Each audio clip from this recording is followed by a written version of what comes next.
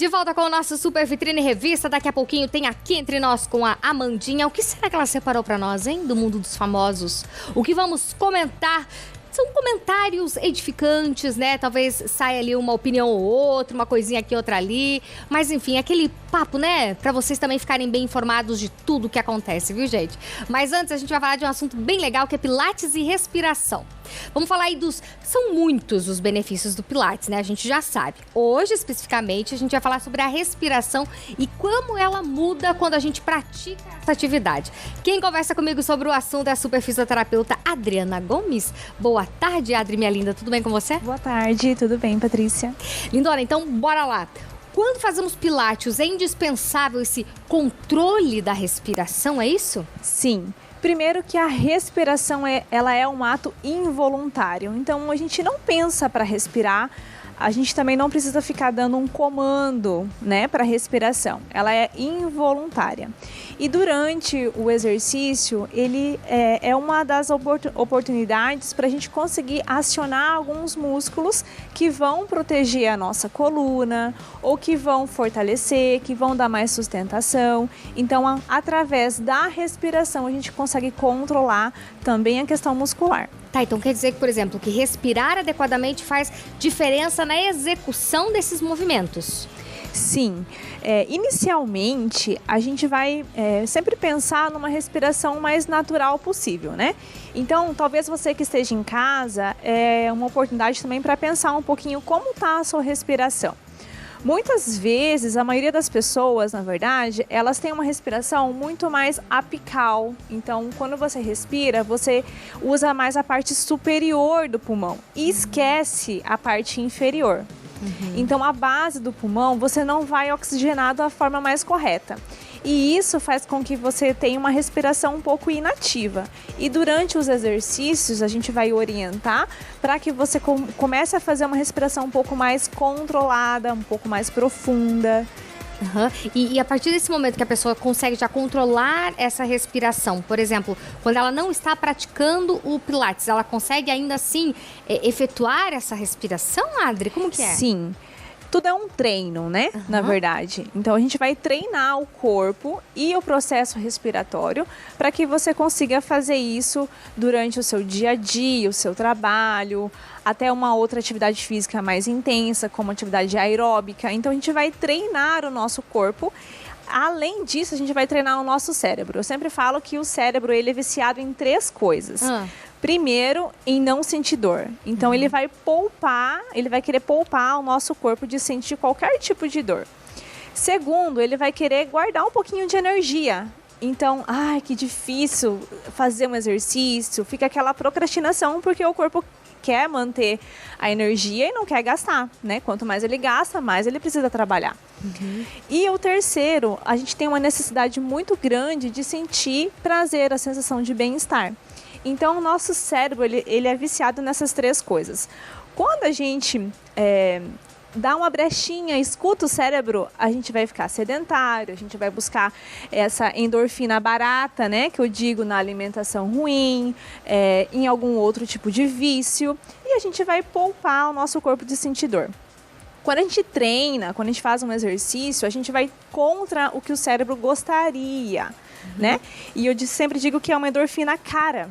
Porque custa, você vai sentir dor, você vai ter que gastar energia e você vai ter a mesma sensação de prazer com a liberação desses hormônios que liberam essa sensação, mas é uma endorfina cara, não é como comer um chocolate ou alguma coisa mais tranquila que você não tenha que se esforçar, né? Então é um treino, a respiração também é assim, a gente tem que treinar o nosso corpo para que ele fique mais automático todos esses movimentos, né? Então, isso quer dizer, por exemplo, que pessoas que talvez tenham problemas de respiração, né, enfim, problemas respiratórios, também podem se beneficiar do Pilates? Sim, o método ele foi desenvolvido justamente para tratar um problema respiratório, que é a asma. Né? Então, inicialmente, ele foi pensado nessa doença. Quando a gente olha somente para o pulmão, a gente não consegue reabilitar ele 100%. Então, a gente precisa olhar a casinha do pulmão, que é o nosso corpo, que é o nosso tórax, que é a nossa coluna, o nosso abdômen, o nosso diafragma. Então, todo esse sistema vai desenvolver melhor uma respiração.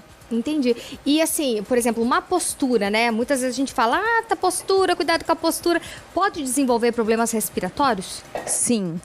Olha, já percebeu aquelas pessoas bem cifóticas, assim, ó? Aham. Os idosos, às vezes até nós adultos, pelo fato de trabalhar muito no computador ou a falta de exercício, né? Pessoas que têm uma cifose muito grande, elas não vão respirar, né, de uma forma correta.